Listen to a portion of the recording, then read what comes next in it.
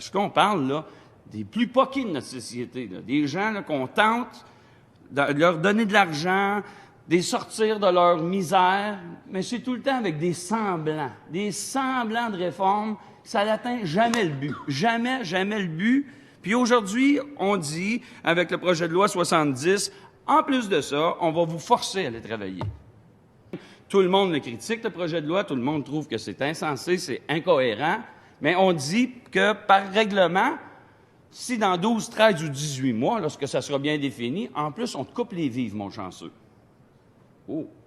Alors, on décide que 18 ans, c'est le gap, c'est la plus belle étape de ta vie, puis on se fout, là, que ton père soit décédé, il y a 2 mois, que tu as perdu ta sœur d'un accident de char, qu'il est arrivé quelle catastrophe que ce soit, tu es dans le gap des 18 ans assistés sociaux, c'est là qu'on te prend en charge, puis si tu ne passes pas ce périmètre-là dans les mois XY que nous allons mettre sur papier, fini, on coupe.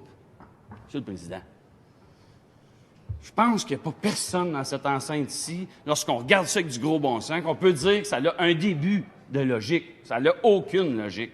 On vient de le voir avec la commission Charbonneau, puis je ne veux pas revenir là-dessus là, pour avoir l'air un défaitiste, mais c'est des milliards qu'on était là, puis que l'argent n'est même pas revenu au gouvernement alors qu'on se parle aujourd'hui, M. le Président. Mais à la place, aujourd'hui, on va sortir le projet de loi 70, puis on va dire « Evlan ».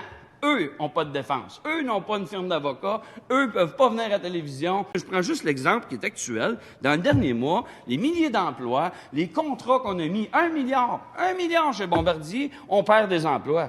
Mettez donc le quart de ce milliard-là. Donnez-les. Oubliez votre projet de loi 70. Donnez ce demi-milliard-là à l'aide sociale. Puis peut-être qu'on va ressourcer, puis on va donner le goût à des gens de travailler parce qu'on va leur donner des moyens et des programmes et de la vraie aide.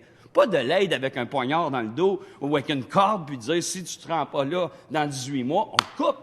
Moi, je pense qu'on n'atteindra absolument rien avec ça, M. le Président. Sortons des programmes pour vraiment sortir ces gens-là. On parle de persévérance scolaire, de décrochage. Il est où le programme qui va dire décrochage zéro, ça coûtera ce que ça coûtera? On a mis 1 milliard dans Bombardier pour perdre 6 000 emplois, qu'on mette 1 milliard dans le décrochage scolaire. Alors, si on croit qu'un programme comme ça va cibler les vraies personnes qui sont dans la vraie misère, il y a des vrais travailleurs, des vraies familles, des gens qui ont un bac, qui ont un diplôme, qui sont dans la même misère. Alors pourquoi que le gouvernement s'attarde aux jeunes assistés sociaux de 18 ans, puis que là, on va vous faire quelque chose, un fast-track? Monsieur le Président, ça n'a pas de logique. Ça n'a pas de logique. Si on veut sortir les gens de la misère et de la pauvreté, il faut faire une table ronde beaucoup plus large que ça, beaucoup plus vaste que ça, puis d'après moi, la solution va être assez simple. Sans vous dire qu'est-ce qu'on va faire exactement, ça va être, mettons, de l'argent, donnons des ressources, puis on risque de s'en sortir. Là, on invente des ressources dans le communautaire qui n'ont pas un sou. Le monde fait ça avec cœur. Puis la définition, c'est que oui, c'est ceux qui aident leur prochain, mais on n'en viendra jamais à bout. Ils n'ont pas les moyens d'en venir à bout. Ils n'ont pas l'organisation, ils n'ont pas la bâtisse, ils n'ont pas les services qui vont avec. On vit malheureusement dans un système en ce moment que plus qu'on coupe, on dirait plus qu'on est content. Pour faire quoi? Pour arriver au mois d'avril prochain puis dire « Ah!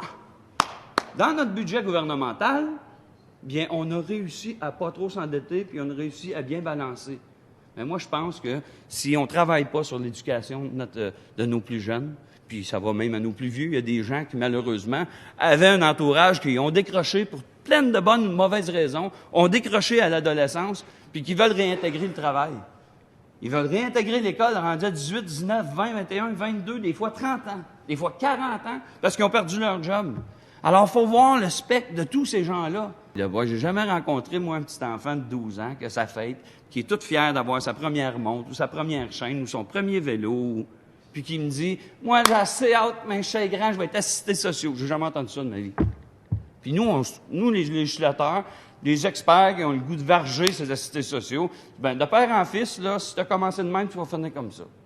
C'est sûr, si on ne donne pas de programme, si on les laisse décrocher à l'école, si on ne les soutient pas dans les garderies quand ils sont jeunes pour leur faire voir un autre milieu, pour dire qu'il y a espoir quelque part, mais c'est certain qu'ils vont rester là-dedans. On les laisse dans l'entonnoir.